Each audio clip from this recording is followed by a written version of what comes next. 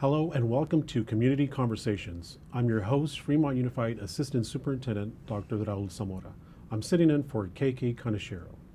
As a school district, the majority of our time is spent working for the educational well-being of our students. But we also have a special group of staff members dedicated to overall well-being of students at every grade level. While counselors always been present at the secondary level, in the school district, FUSD, we recently brought staff to our elementary schools to provide a variety of services to younger students. We have 4 of them, or actually 3 of them today, to discuss the great work they are doing. And I would like to start with Angela. Can you introduce yourself and the sites you're at? Sure. My name is Angela Sang, and I am based at Glenmore and Maloney Elementary School. Thank you. Hello, my name is Fabiola Camarillo, and I'm at Blakeout and Vallejo Mill Elementary. Great. And my name is Rachel Guy, and I'm at Green and Hirsch Elementary Schools. Excellent. Thank you. So this is a relatively new role at Fremont. Can you describe what you're the day in and out of how you interact with students, and just tell us about the new role here? Every day is different. Yeah. I think in general as elementary school counselors is really to kind of assess what the school needs. Can go from doing classroom presentations, from social skills group, to dealing with emotional crises, where just kids they have a lot going on behavioral wise in the classroom, so they just need more support. So every day is different, but kind of those components. And then also consulting with admin, such as a principal, along with teachers and parents. A lot of parent calls, emails, and parent in-person meetings just to develop a plan to support those students. Right. So what would you say would be the difference between the secondary level and elementary level? Why would we need support at the elementary level? I think that part of the reason there is a need for elementary school level is I think that we are starting to see that there are elementary school students that are in need of mental health support, they're in need of social emotional support, and I think that we as a group of elementary school counselors really strongly believe that early identification of these mental health needs or also additional supports for the students and families will really help set them on a path for success later in their academic career, and also will really help them remove barriers to learning. Those barriers could range from behavioral issues that might be linked to learning difference. Those issues might be potentially maybe the family struggling financially, or also with emotional concerns, and being able to provide that family with perhaps counseling to address those issues. And we really strongly believe that if we can identify these issues early on, then the student is able to build a foundation of learning, and also able to later on, I think, already have a support network moving forward to the secondary school level. Excellent. So in talking with staff members, they were really excited to have the elementary counselors be at the sites. What has been your personal reaction from staff members? Yeah, I think I can speak for all of us in that we've had a pretty good response from all of our principals and teachers and staff members at our schools, and we felt they seem to be very appreciative to have an extra person to consult with, whether it's about behavior or social emotional concerns, and then also to step in and provide classroom lessons or groups and checking in with students, and then working with the families to refer them out and really getting them set up for success. And so I think they've been pretty appreciative and really grateful to have an extra person to consult with on those types of issues that we are just a little bit more trained on. Yeah, excellent. So I was watching your presentation with the board, and by the way, that was a fabulous presentation. You mentioned early identification. Can you tell us more about what that means? So to kind of elaborate on that, we see early identification as for us to do kind of an assessment of what is preventing that student from being able to succeed academically. And really looking at the student holistically is an issue of, I think, the student perhaps, especially when they're elementary school level, that's their first entrance into school. They haven't been identified for a learning difference, is an issue of maybe the student, needs some help with emotional regulation. So perhaps providing individual or group counseling to help them learn those more interpersonal communication skills, or is it what I shared before, just holistically looking at the family? Is the family perhaps, a lot of times students can struggle because their families are struggling too. So seeing does the family need to be connected to resources and counseling, and then also being able to, I think, help. A lot of times can be financial, connecting them with financial resources. So I think the early identification is just doing a holistic assessment of what the student is preventing the student from being able to be successful, and then developing a plan. Right. That's an excellent lead. And I was thinking as a parent, I have my first child, and I'm thinking, oh my gosh, what am I going to do with my first child? Yeah. What advice would you give to parents? What can I do at home to support my child? What would that look like? It'd definitely be being involved in school, number one. And we talked about early intervention, identification, and I've worked in high school, and sometimes it's sad to say that involvement can be lacking, or that motivation from the students is also lacking. So what ended up happening, right, before that junior high, or even before that in elementary. And so it's really setting up the foundation for getting parents involved in the school, whether it be PTA, whether it be volunteering in the classroom, whether it be volunteering in school events. All of our schools have events throughout the year to raise funds and just get the school involved. And we often do also parent workshops, but I can only speak, it's sad that in my school, there's around 540 students, but I only got 20 parents. And so it's really of how do we get them involved, and how can parents be involved? And that goes both ways, right? Inviting parents, maybe doing a little bit more effort to kind of communicate one-on-one. So one of the things that I started doing from the beginning of the school year was going out there in the mornings, and when they pick up their kids as well, and just that face-to-face. So that's my way of inviting them, of, hey, we have this going on. Come and join us, so that they feel more engaged, and also keeping up inviting them, and not just saying, okay, that didn't work, but because it might be the 50th time that they might say yes. Those are excellent suggestions. And so the other part is the parent, there's confidentiality that needs to take place. And sometimes as a parent, I want to know what's going on in the crisis mode, but sometimes I don't understand the confidentiality part of it. Can someone explain that piece to me?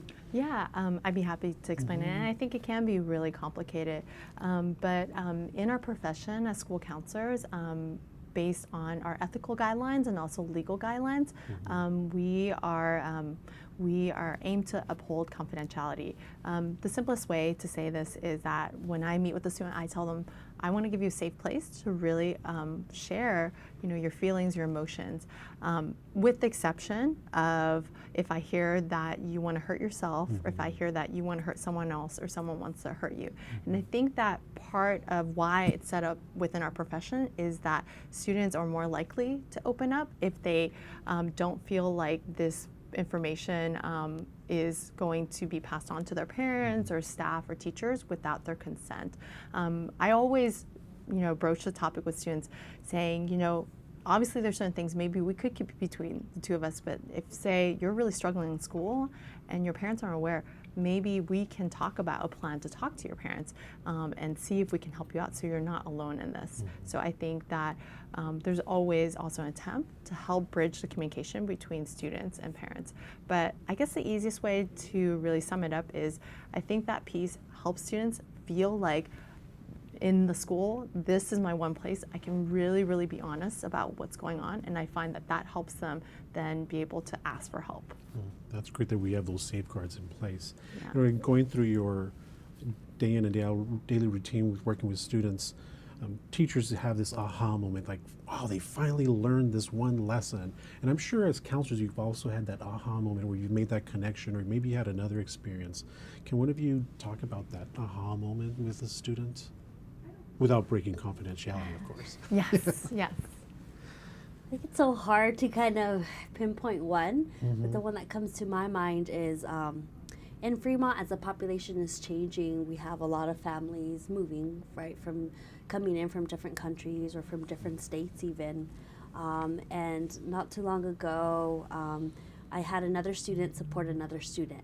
A new student had come from another state, was struggling, adjusting to kind of California. And for me, I guess I didn't really get that. I was born and raised in California. But once this other student was talking to her about, because she also came from another out of state, their conversations, I just sat back, and their conversations was how just different the people are. And I'm like, well, what do you mean? And so I didn't ask any questions. I'm just listening.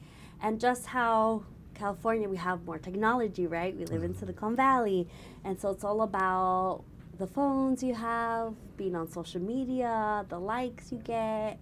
And so just from sitting back and hearing their conversations as far as what they were struggling with, it's not just about making friends, but why weren't they feeling that they weren't fitting in? And that was because where they're used to, it's very different. It's not about the phones or the clothes and things like that. And so we had a conversation around, well, what are other interests that you can connect with other peers in your class versus being social media or the clothes and the materials. And so to me, that was my aha moment of what they can struggle with is different than my own struggles. And I have to just sit back and let them guide me so that I can support them and guide them just by learning more about them. Right. Are there other techniques that you use while working with students that you're able to mention? Yeah, so I think that being in elementary school, a lot of what we do is more focused on the social and emotional skills. So there's a curriculum called the Zones of Regulation that all of us have sort of taken, and we do classroom presentations, and basically it's a curriculum that teaches students to identify how they're feeling and then learn ways to manage their feelings. So like, for example, if they're feeling sad, learning things that they can do to feel better, or if they're like feeling angry, things they can do to sort of cool down. So we've been able to use that in classroom presentations for all students because it's beneficial for us all students, and then in our groups and individual meetings, able to sort of build upon that for students who need a little bit more support. So I would say that that's a big one, is And I think a curriculum. lot with the younger kids, a lot of it is really play-based and also very much more interactive. So I think when you go in our room, you might see board games and you're like, what's the board game? But really we use it as a counseling technique. Like with a student, I might be playing Uno, but each color Uno corresponds to a different feeling, and they're more likely to open up to me about how they're feeling about school and their life through this game than actually, because of their younger age, sitting and talking. There's a lot of role playing that we utilize. I think we utilize a lot of sometimes different kind of like objects like puppets, to kind of act out. Kids, I think, really learn a lot from role playing too. So on top of the play therapy that she was talking about, it's also art therapy, but also mindfulness and being present. So the techniques, I do use technology, and in this sense, I use YouTube to really, there's lots of things like mindfulness for kids or meditation for kids, yoga for kids, things that I started to implement this year. And so that really gets them grounded to be mindful in the present, to really be present on what are their behaviors that is impeding in their ability to learn in the classroom. And so how do they become present, be mindful? So a lot of mindfulness strategies, yoga, meditation, even just breathing, just a lot of breathe work. Right. I want to practice that when I get home, the breathing exercises. So you mentioned all these strategies, and I'm sure teachers come to you as a resource because you make that connection with the students. How do you share that with the teachers about being a resource for them? Our communication, just communicating with them, listening to what their struggles are, and a lot of times we don't have the answers because there's not a fix-it-all of an answer. So we can do our research and we can say, hey, these are evidence-based strategies, or try this, and it might not work the first time, so let's try this. But it's also consulting with other team members. It could be the special ed department, even though the kid may not be in special ed, because they have their strategies. Or it could be with admin, or it could be with the inclusion specialists. But just doing our due diligence and speaking to others to bring the research, because we may not have the answers, and there's no fix at all. So it's really just listening to what's going on, but also observing the student and trying to figure out what the best plan is for that student. So knowing that you have all these strategies, working with teachers as resources, you have students that may be high risk, and how would you work with that student that may be facing a high risk situation? So yeah, basically, when it comes to students who are more at high risk, that could mean a lot of different things. You know, it could be an emotional risk, or things going on within the family, or behaviors, or it could be a safety concern. And so for students who are at a little bit more high risk, we'd be doing more individual meetings and conversations with parents, and referring them out to outside resources. So it involved a little bit more individual meetings, and meetings with the parents and the teachers and everybody who is involved in that student's life, to get them set up with the support that they might need. And I think with like high risk students, I think, you know, going back to what we talked about, I think a lot of times it takes a team, like it takes a village to raise a kid. I think in a lot of ways with the students, building that support network, which could include, I think, a variety of different things, like connecting them with outside resources and then consulting with this outside provider. It could include providing parents with case management, or providing them with some parenting groups so they can get some support.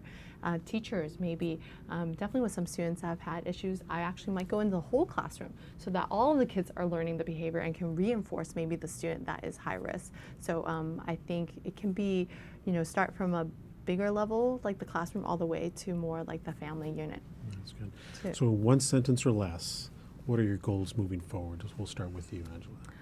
I think definitely a goal that we all share is that as we're building the elementary school counseling program, we hope to develop a universal elementary school counselor curriculum, so that each grade level will have some foundational skills in specifically mainly social emotional, to really help them in being academically successful.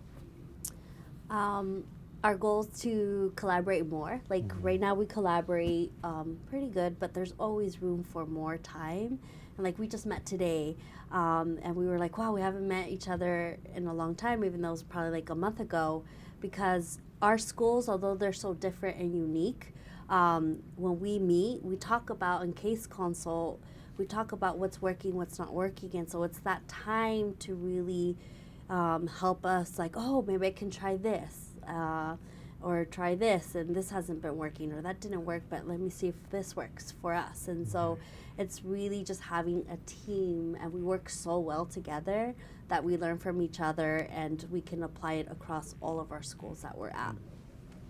And then, yeah, kind of going off of what they said, we definitely want to work together for a counseling curriculum that we're all going out and doing in our schools. To me, that's really important, so that I'm in the classrooms and all the students know who I am, and when something comes up, they know that, you know, they can talk to me, or so sort of having the curriculum so that all students are accessing it and getting the support, and then providing the groups and the individual counseling for students who need a little bit more support.